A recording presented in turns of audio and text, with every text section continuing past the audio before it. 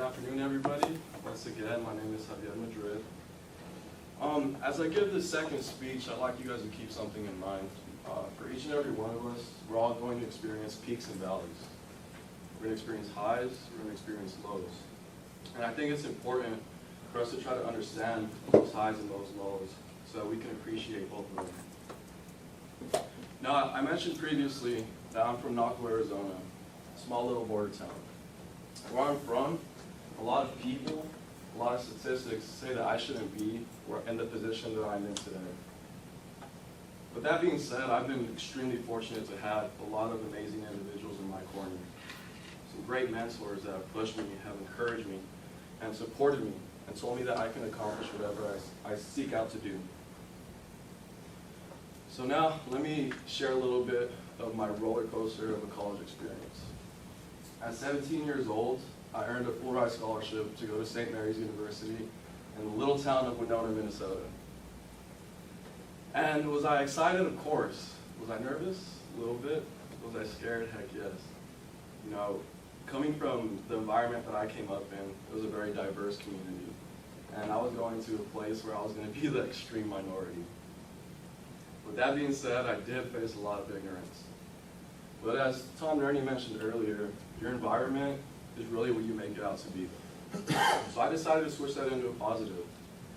I was going to, take the time to listen to others, listen to their opinions, their perspective, and really, adjust myself to their customs.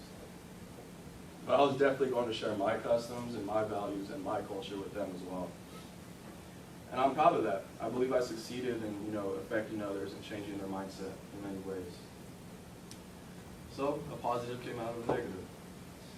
I was also playing baseball while I was at St. Mary's. And my second year in college, that took a turn. I got cut from the baseball team. And was I surprised? Yes and no. My passion was no longer there the way it used to be. But when you're growing up, playing a sport since you're 6 years old, that becomes a part of your identity. So I'd be lying if I said I wasn't, depressed for a couple weeks, trying to figure myself out. But it's funny the way life works out.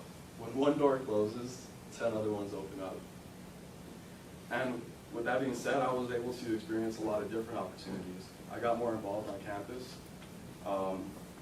My grades went up. And I think I mentioned previously that I got picked to go on 2 different leadership programs, one in DC and one in Rome, Italy. Both life-changing experiences that a kid like me could have never, ever fathomed. So once again, positive came from the negative. And right around that time, my dad faced a 2-year unemployment stretch. And I mentioned, coming up, I already, didn't come from much. But this was a time where my family was, kind of figuring it out. And when Nate and when Josh were speaking previously, their stories really hit home because my father's my role model, my hero. And when you see him in a vulnerable state and you see your family struggling and you're 1,000 miles away across the country, it becomes extremely stressful. I became very worrisome. I started developing these different anxieties and it was affecting me. And luckily I had those people in my corner again, those mentors. And one of those mentors, his name was Brother Steven. And Brother Steven's an amazing individual. He told me, he said, hey Javi, you gotta focus on the things you can't control. You cannot worry about things that you can. He said the best way you're gonna help your family is to finish strong at St. Mary's, get your degree, and then establish yourself in a career. So I did that. I finished my senior year with Dean's List. And as I was walking across that stage, getting ready to get my name called, I turned around to the bleachers, to the loudest cheers, and about 25 of my friends and family made the trip all the way from little old Nauvoo, Arizona to Winona, Minnesota. And that was the best feeling I've ever felt. And in that moment, my desire to want to help others it was confirmed. I wanted other people to feel that same feeling that I had. So as I mentioned, things came full circle. I'm back in Tucson, Arizona, and now I'm working in the insurance industry.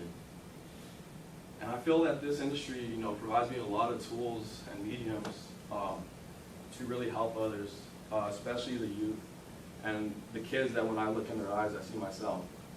Right now, it's more direct. I'm volunteering at different events. I'm an ambassador at my high school. I serve as a mentor for some younger kids who are coming up. But one thing that Mr. Murray mentioned earlier was that capitalism is an extremely effective, method of giving back. And I feel that this industry will allow me the opportunities, if I work hard and commit myself, to build myself financially, to give back in that capacity one day. So in closing, I have one request of each and every one of you. Whether your passion is soccer, whether it's football, motocross, whether it's the smell of black mud, or hanging out with your 16 farm animals, we're all going to experience peaks and valleys. Enjoy the peaks, embrace the valleys, and when someone or something tries to tell you that you can't do something in life, just smile back and remember you can. Thank you for your time.